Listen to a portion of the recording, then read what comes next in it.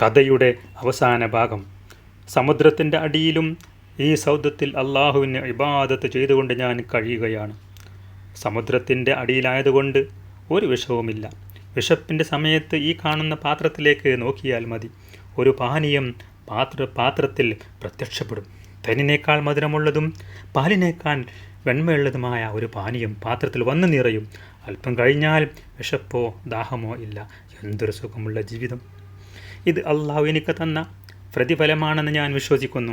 എൻ്റെ മാതാപിതാക്കൾക്ക് ഞാൻ ഖിദ്മത്ത് ചെയ്തതിന് ദുനിയാവിൽ വെച്ച് തന്നെ ഞങ്ങളുടെ മകന് നീ പ്രതിഫലം നൽകണമേ നാഥ എന്ന് എൻ്റെ മാതാപിതാക്കൾ എനിക്ക് വേണ്ടി പ്രാർത്ഥിച്ചതിനക്ക് അള്ളാഹു ഉത്തരം ചെയ്തിരിക്കുന്നു. യുവാവ് തൻ്റെ കഥ പറഞ്ഞ് അവസാനിപ്പിച്ചു.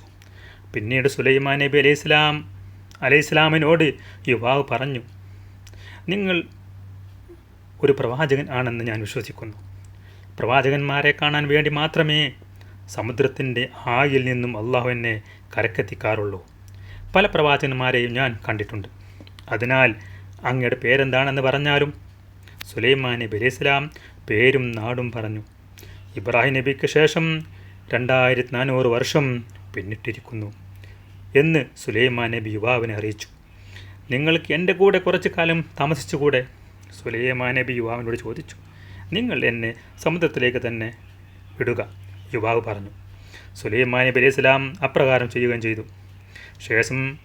ശേഷം സുലൈമാൻ നബി അലൈഹിസ്സലാം തൻ്റെ അനുയായികളെ നോക്കി അഭിസംബോധന ചെയ്തുകൊണ്ട് പറഞ്ഞു, സഹോദരങ്ങളെ, നിങ്ങൾ കേട്ടില്ലേ ആ യുവാവിൻ്റെ കഥ? അദ്ദേഹത്തിന് ആ സ്ഥാനം ലഭിച്ചതിൻ്റെ കാരണത്തെക്കുറിച്ച് ചിന്തിക്കുക. മാതാപിതാക്കൾക്ക് സേവനം ചെയ്തതിൻ്റെ പ്രതിഫലത്തിൻ്റെ വലിപ്പം നിങ്ങൾ ഓർക്കുക.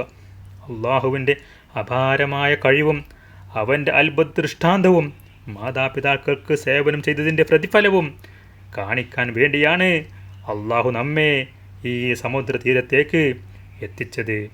അസ്സലാമു അലൈക്കും വറഹ്മത്തുള്ളാഹി തആല വബറകാതുഹു.